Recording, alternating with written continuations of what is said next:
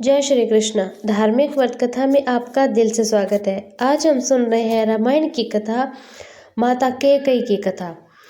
क्यों माता कैकेयी को वन में गई थी और क्यों माता कैकेयी ने प्रभु श्री राम को वनवास देने को तैयार हो गई थी। पापिन मंथरा ने बड़ी बुरी तरह घात लगाकर कहा, को वन में जाओ, सब काम बड़ी सावधानी से बनाना, राजा पर सहसा विश्वास न कर लेना, उनकी बातों में ना आ जाना। कुबरी को रानी ने प्राणों के समान प्रिय समझकर बार बार उसकी बड़ी बुद्धि का बखान किया और बोली, संसार में मेरा तेरे समान हितकारी और कोई नहीं है। तू मुझे बही जाती हुई के लिए सहारा हुई है। यदि विधाता कल मेरा मनोरथ पूरा कर दे तो हे सखी, मैं तुझे आंखों की पुतली बना लूं। इस प्रकार दासी को बहुत तरह से आदर देकर कैकेयी को भवन में चली गई थी। विपत्ति कलह बीज है। दासी वर्षा ऋतु कैकेयी की बुद्धि कुबुद्धि हो गई थी और उस बीज के बोने के लिए जमीन हो गई थी। उसमें कपट रूपी जल पाकर अंकुर फूट निकला। दोनों वरदान उस अंकुर के दो पत्ते हैं और अंत में इसके दुखी रूपी फल है। कैकेयी कोप का सब साज सजकर को भवन में जा सोई। राज्य करते हुए वह अपनी दुष्ट बुद्धि से नष्ट हो गई थी। राजमहल और नगर में धूमधाम मच रही थी। इस कुचाल को कोई और नहीं समझ सका। बड़े ही आनंदित होकर नगर के सब स्त्री पुरुष शुभ मंगलाचार के साथ सज रहे थे। कोई भीतर जाता तो कोई बाहर निकलता। राजद्वार में बड़ी भीड़ हो रही थी। श्री रामचंद्र जी के बाल सखा राज तिलक का समाचार सुनकर हृदय में हर्षित होते हुए वे 10-5 मिलकर श्री रामचंद्र जी के पास जाते हैं और प्रेम पहचान कर प्रभु श्री रामचंद्र जी को उनका आदर करते हैं और कोमल वाणी से कुशल क्षेम पूछते हैं। अपने प्रिय सखा श्री रामचंद्र जी की आज्ञा पाकर वे आपस में एक दूसरे से श्री रामचंद्र जी की बड़ी बड़ाई करते हुए लौटते हैं। कहते हैं, संसार में श्री रघुकुल नाथ के समान शील और स्नेह को निभाने वाला और कौन हो सकता है। भगवान हमें यही दे। हम अपने कर्म वश भ्रमण करते हुए जिस जिस योनि में जन्मे वहाँ उस योनि में हम तो सेवक हो सीतापति श्री रामचंद्र जी के, हमारे स्वामी हो। यह नाता अनंत तक निभ जाए। नगर में सबकी ऐसी ही अभिलाषा थी, परंतु कैकेयी के हृदय में बड़ी ही जलन हो रही थी। कुसंगति पाकर कौन नष्ट नहीं होता। नीच के मत के अनुसार चलने से चतुराई नहीं रह जाती है। अब संध्या के समय राजा दशरथ आनंद के साथ कैकेयी के महल में गए। मानो साक्षात स्नेह से शरीर धारण कर निठुरता के पास हो गया हो। अब कोप भवन का नाम सुनकर राजा थोड़ा सहम से गए। डर के मारे उनका पांव आगे नहीं जा रहा था। समय देवराज इंद्र जिनकी भुजाओं के बल पर राक्षस निर्भय होकर बसता है और संपूर्ण राजा लोग जिनका रुख देखते ही रहते हैं, परंतु वही राजा आज दशरथ स्त्री को क्रोध सुनकर सूख गए थे।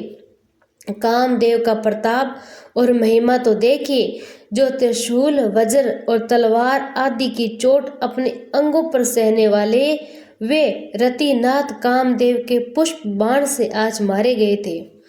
राजा डरते डरते अपनी प्यारी कैकेयी के पास गए।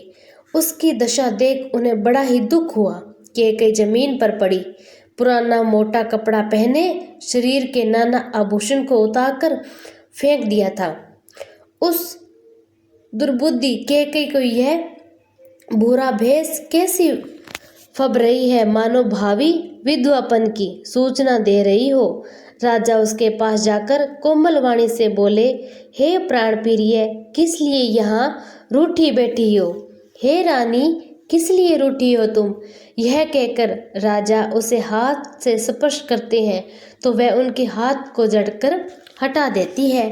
ऐसे देखती है मानो क्रोध से भरी हुई नागिन क्रूर दृष्टि से देख रही हो।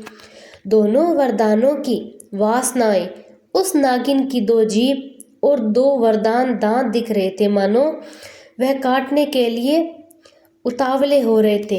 तुलसीदास जी कहते हैं, राजा दशरथ होनहार के वश में होकर इसे इस प्रकार हाथ झटकने और नागिन की भांति देखने को कामदेव की क्रीड़ा ही समझ रहे थे। राजा बार बार कह रहे थे, हे सुमुखी, हे सुलोचनी, हे कोकिल, हे गर्जामिनी, मुझे अपने क्रोध का कारण तो बताओ। हे प्रिय, किसने तेरा अनिष्ट किया है? किसके 2 सिर है? यमराज किसको लेना है? अपने लोग को ले जाना चाहते हैं? यह किस कंगाल को राजा कर दूं या किस राजा को देश से निकाल दूं? तेरा शत्रु अमर देवता भी हो तो मैं उसे भी मार सकता हूँ। बेचारे कीड़े मकोड़े, सरीखे नर नारी तो चीज ही क्या है। हे सुंदरी, तू तो मेरा स्वभाव जानती है ना। मेरा मन सदा तेरे मुख रूपी चंद्रमा का चकोर है। हे प्रिय, मेरी प्रजा, कुटुंबी, संपत्ति, पुत्र, यहाँ तक कि मेरे प्राण भी, ये सब तेरे वश में तो अधीन है। यदि मैं तुमसे कुछ कपट करके कहता हूँ तो हे भाविनी, मुझे 100 बार राम की सौगंध है। तू हंसकर प्रसन्नतापूर्वक अपनी मन चाहे बात तो मांग ले। अपने मनोहर अंगों को आभूषणों से सजा, मौका बेमौका तो मन में विचार कर देख। हे प्रिय, जल्दी इस बुरे वेश को त्याग दे। यह सुनकर मन में राम जी की बड़ी सौगंध को विचार कर मंद बुद्धि कैकेयी हंसती हुई रूठी और गहने पहनने लगी, मानो कोई मृग को देखकर फंदा तैयार कर रहा हो। अपने प्रिय जी कैकेयी जानकर राजा दशरथ जी प्रेम से पुलकित होकर कोमल और सुंदर वाणी से फिर बोले, तेरा मन चीता हो गया है। नगर में घर घर आनंद के बधावे बज रहे हैं। मैं कल ही राम को युवराज पद दे रहा हूँ, इसीलिए तू मंगल साज सज। यह सुनते ही उसका कठोर हृदय धड़क उठा, फटने लगा, मानो पका हुआ बाल तोड़ फोड़ा छूट गया हो। ऐसी भारी पीड़ा हो भी उसने हंसकर छिपा लिया, जैसे चोर की स्त्री कपट होकर नहीं होती जिसमें उसका भेद न खुल जाए। राजा उसकी कपट चतुराई को नहीं देख रहे थे, क्योंकि वह करोड़ों के कुटिलों की शिरोमणि गुरु मंत्र की पढ़ाई हुई थी। यद्यपि राजा नीति में निपुण है, परंतु तिर्य चरित्र यथार्थ समुद्र, फिर भी वह कपट युक्त प्रेम बढ़ाकर, ऊपर से प्रेम दिखाकर, नेत्र और मुँह मोड़कर हंसती हुई बोली, हे प्रियतम, आप मांग मांग तो कहा करते हैं, पर देते लेते कुछ भी नहीं है। आपने 2 वरदान देने को कहा था, उनके भी मिलने में कोई संदेह है? राजा ने हंसकर कहा, नहीं, अब मैं तुम्हारा मतलब समझा। मान करना तुम्हें परम प्रिय है ना। तुमने उन 2 वरों को धरोहर रखकर फिर कभी मांगा ही नहीं, और मेरा भूलने का स्वभाव होने से मुझे भी यह प्रसंग याद ही नहीं रहा। प्रिय, मुझे झूठ दोष मत लगाओ। चाहे 2 के बदले 4 मांग लो। रघुकुल में सदा ये रीत चली आई कि प्राण भले ही चले जाए पर वचन नहीं जाता। असत्य के समान पापों का समूह भी नहीं, क्या करोड़ों से मिलकर भी कहीं पहाड़ के समान हो सकती है? सत्य ही समस्त उत्तम पुण्यों की जड़ है। यह बात वेद पुराण में भी प्रसिद्ध है और मनु जी ने भी यही बात कही है। उस पर मेरे द्वारा श्री राम जी की शपथ करने में आ गई, मुँह से निकल पड़ी। श्री रघुनाथ जी मेरे पुण्य और स्नेह की सीमा है। इस प्रकार बात पक्की करा के दुर्बुद्धि के कई हंसकर बोली, मानो उसने बुरे विचार रूपी दुष्ट पक्षी बाज को छोड़ने के लिए उस कुल्ही आंखों पर टोपी खोल दी है। राजा का मनोरथ सुंदर वन है, उस सुख सुंदर पक्षियों का समुदाय भी है। उस पर बिहलनी की तरह कैकेयी अपना वचन रूपी भयंकर बात छोड़ने ही वाली थी। वह बोली, हे प्राण प्यारे, सुनिए, मेरे मन को भाने वाला एक वर तो दीजिए। भरत को राज तिलक, और हे नाथ, दूसरा वर भी मैं हाथ जोड़कर मांगती हूँ, मेरा मनोरथ पूरा तो कीजिए। तपस्वियों के वेश में विशेष उदासीन भाव से राज्य और कुटुंब आदि की ओर से भली भांति उदासीन होकर मुनियों की भांति राम 14 वर्ष तक वन में निवास करें। कैकेयी के कोमल विनय युक्त वचन सुनकर राजा के हृदय में ऐसा शोक हुआ जैसे चंद्रमा की किरणों के स्पर्श से चकवा विकल हो जाता है। राजा सहम गए थे, उनसे कुछ कहते न बना, मानो बाज वन में बटेर पर झपटा हो। राजा के रंग बिल्कुल उड़ गया हो, मानो ताड़ के पेड़ को बिजली ने मारा हो। जैसे ताड़ के पेड़ पर बिजली गिरने से वह झुककर बदरंगा हो जाता है, वही हाल आज राजा का हो गया था। माते हाथ मूंदी दोहु लोचन, तनु धरी सोचू लाग जनु सोचन। मोर मनोरथ सत्तरु, भूला फलत किरनी जीमी तहु। भावार्थ, माथे पर हाथ रखकर दोनों नेत्र मंद करके राजा ऐसे सोच करने लगे मानो साक्षात सोच ही शरीर धारण कर सोच कर रहा हो। और वे सोचते हैं, हाय मेरा मनोरथ रूपी कल्प वृक्ष फूल चुका है, परंतु फलते समय कैकेयी ने हथनी की तरह उसे जड़ समेत उखाड़कर आज नष्ट कर डाला है। कैकेयी ने अयोध्या को उजाड़ कर दिया, विपत्ति की अचल नींव आज हिला डाली है। किस अवसर पर क्या हो गया, स्त्री का विश्वास करके मैं वैसे ही मारा गया।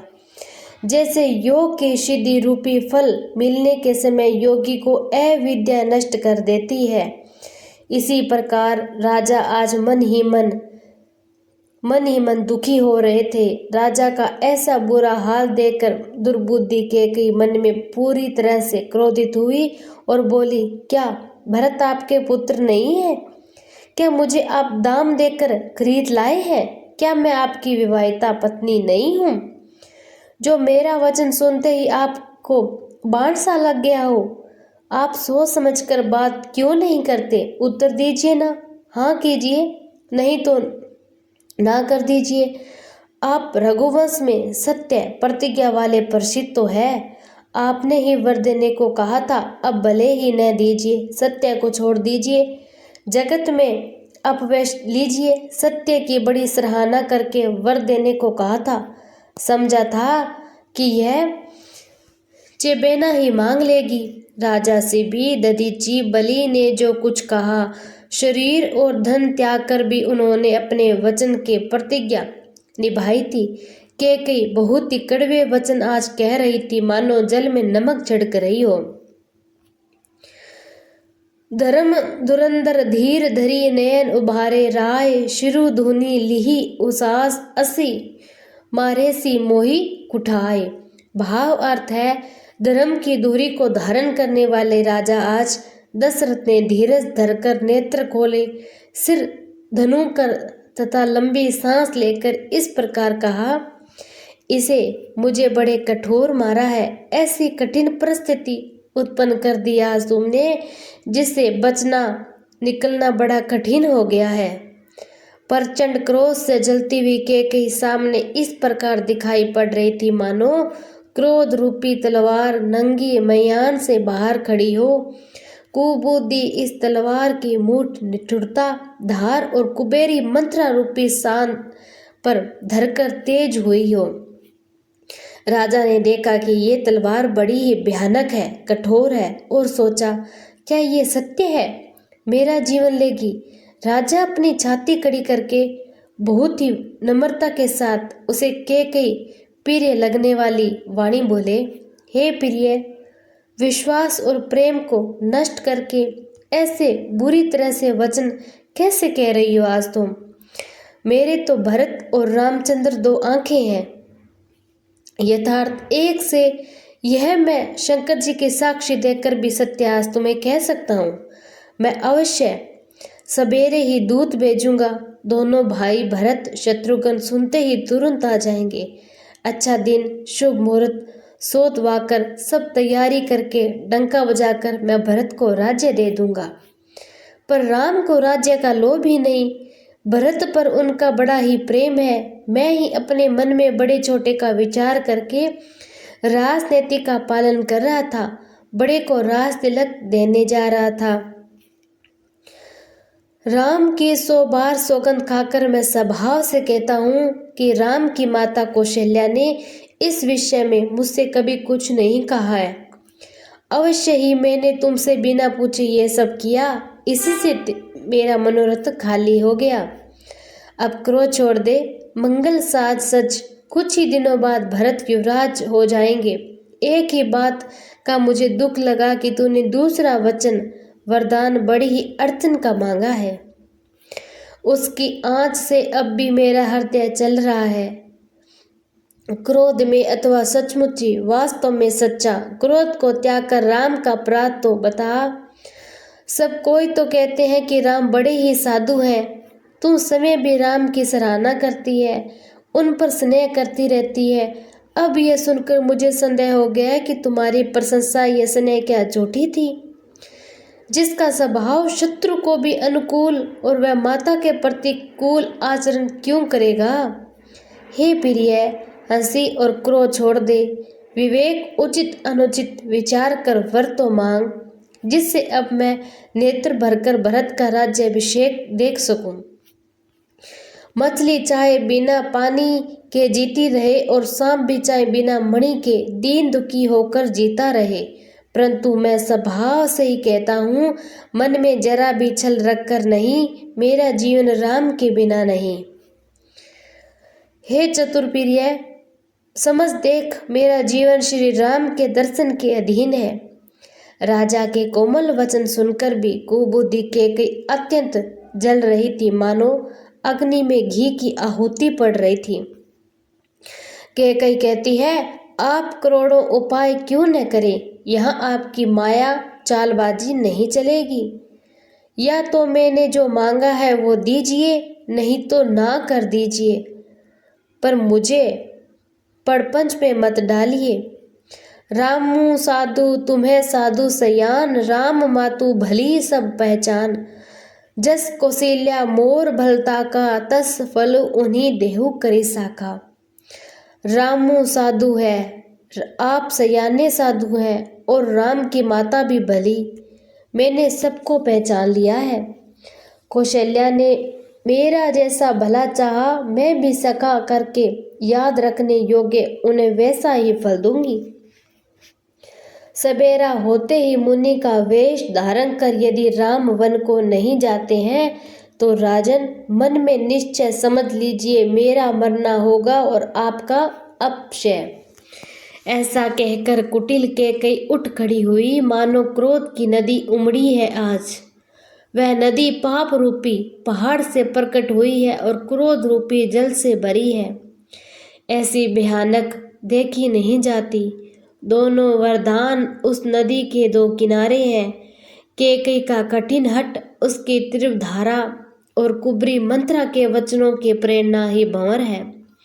क्रोध रूपी नदी राजा दशरथ रूपी वृक्ष को आज जड़ मूल से मानो खींच रही है। राजा ने समझ लिया कि बात सचमुच वास्तव में सच्ची है। स्त्री के बहाने मेरी मृत्यु ही सिर पर नाच रही है। राजा ने कैकेयी के चरण पकड़कर उसे बिठाकर विनती की, सूर्य कुल रूपी वृक्ष के लिए कुलाड़ी मत बन, कैकेयी मत बन। तू मेरा मस्तक मांग ले, मैं तुझे अभी दे दूंगा, पर राम के विरह में मुझे मत मार। जिस किसी प्रकार से हो तू राम को रख ले, नहीं तो जन्म भर तेरी छाती जलेगी। राजा व्याकुल हो गए थे, उनका सारा शरीर स्थिर हो पड़ा था, मानो हथनी ने कल्प वृक्ष को उखाड़ कर फेंका हो, कंठ सूख गया हो, मुख से बात नहीं निकलती, मानो पानी के बिना पहिना नामक मछली तड़प रही हो। कैकेयी फिर कड़वे और कठोर वचन बोली, मानो घाव में जहर भर रही हो। कहती है, जो अंत में ऐसा ही करना था तो आपने मांग मांग किस बल पर कहा था मुझे। हे राजा, मार कर हंसना और गाल फुलाना क्या ये दोनों एक साथ हो सकते हैं? दानी भी कहना और कंजूसी भी करना। क्या राजपूती में शेम कुशल भी रह सकती है? लड़ाई में बहादुरी भी दिखाए और कहीं चोट भी ना लगे, ऐसा क्या हो सकता है? या तो वचन प्रतिज्ञा ही छोड़ दीजिए, धैर्य धारण कीजिए और असहाय स्त्री की भांति रोइए पीटिए। सत्यवर्ती के लिए तो शरीर, स्त्री, पुत्र, घर, धन और पृथ्वी सब तिनके के बराबर कहे गए हैं।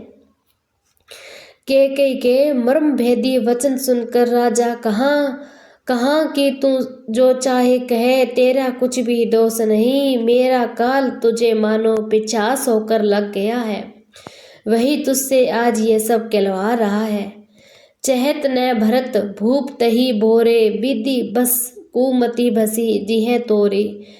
सो सबू मोरे पाप परिणामू, बहु कुठाहर जेहि विधि भामू। भरत तो भूल कर भी राजपद नहीं चाहते, होनहार वंश तेरे ही कुमति आभासी।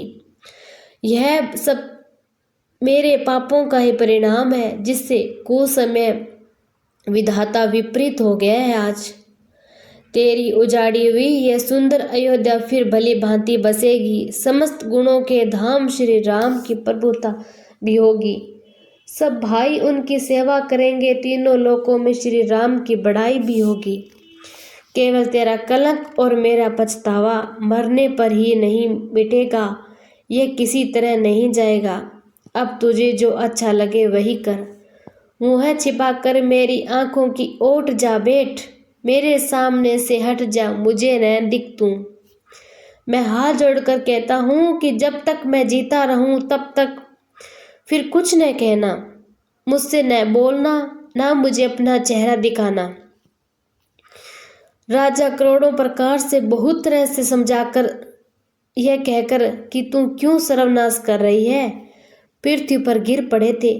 पर कपट करने में चतुर कैकेयी कुछ बोलती नहीं, मानो मौन होकर मसान जगा रही थी। शमशान में बैठकर प्रेत मंत्र सिद्ध कर रही थी। राम राम रट विकल बुलाऊ, जनु बिनु पंख विहंग बेहालू। हृदय मनाव भोर जनी होई, राम ही जाई कहे जनी कोई। राजा राम राम रट रहे हैं, ऐसे व्याकुल हैं जैसे कोई पक्षी पंख के बिना बेहाल हो। वे अपने हृदय में मनाते, सवेरा न हो तो कोई जाकर श्री रामचंद्र जी से ये बात न कहे। हे रघुकुल के गुरु, मूल पुरुष सूर्य भगवान, आप अपना हृदय न करें। अयोध्या बेहाल देखकर आपके हृदय में बड़ी पीड़ा होगी। बरमाने सीमा तक आप करते करते राजा को सवेरा हो गया था। राजा द्वार पर वीणा, बांसुरी और शंख की ध्वनि होने लगी थी। भाट लोग पढ़ रहे थे, गुणों का गान कर रहे थे। सुनने पर राजा को वे बाण जैसे लग रहे थे।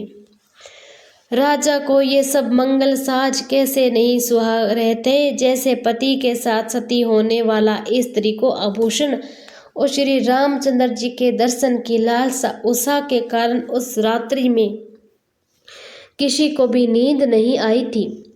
राजद्वार पर मंत्रियों और सेवकों की भीड़ लगी थी। सब सूर्य को उदय हुआ देखकर कहते हैं कि ऐसा कौन सा विशेष कारण है। अवधपति दशरथ जी अभी तक नहीं जागे। राजा नित्य ही रात के पिछले पहर जाग जाया करते थे, किंतु आज हमें बड़ा ही आश्चर्य हो रहा है। हे सुमंत, जाओ जाकर राजा को जगाओ, उसकी आज्ञा पाकर हम सब काम तो करेंगे। तब सुमंतर रावले राजा महल में गए, पर महल को भयानक देखकर वे जाते हुए डर रहे थे। ऐसा लग रहा था कि मानो दौड़कर आज कोई काट खाएगा, उसकी ओर देखा ही नहीं जाता। मानो विपत्ति विषाद ने वह डेरा डाल रखा था। पूछने पर कोई जवाब नहीं देता। वे उस महल में गए जहाँ राजा और कैकेयी थे। जय जीव कहकर सिर नवाकर वंदना करके बैठे और राजा की दशा देख तो वे सूख ही गए थे। देखा कि राजा सोच से व्याकुल, चेहरे का रंग उड़ गया था। जमीन पर ऐसे पड़े थे मानो कमल जड़ छोड़कर जड़ से उखड़कर मुरझाया पड़ा हो। मंत्री मारे डर के कुछ पूछ नहीं सका। तब अशुभ से भरी हुई शुभ से विहीन केकई बोली, राजा को रात भर नींद नहीं आई, इसका कारण जगदीश्वरी जाने। इन्होंने राम राम रटकर सवेरा कर दिया, परंतु इसका भेद राजा कुछ भी नहीं बता रहे। तुम जल्दी राम को बुला लाओ, तब आकर समाचार पूछना। राजा का रुख जानकर सुमंत्र जी ने चले गए। रानी ने कुछ कुचाल की है।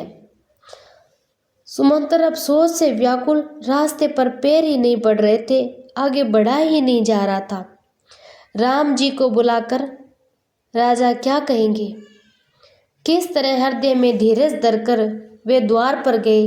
सब लोग उनको मन मारे उदास देखकर पूछने लगे थे। अगला अध्याय कल मैं आपको सुनाऊंगी।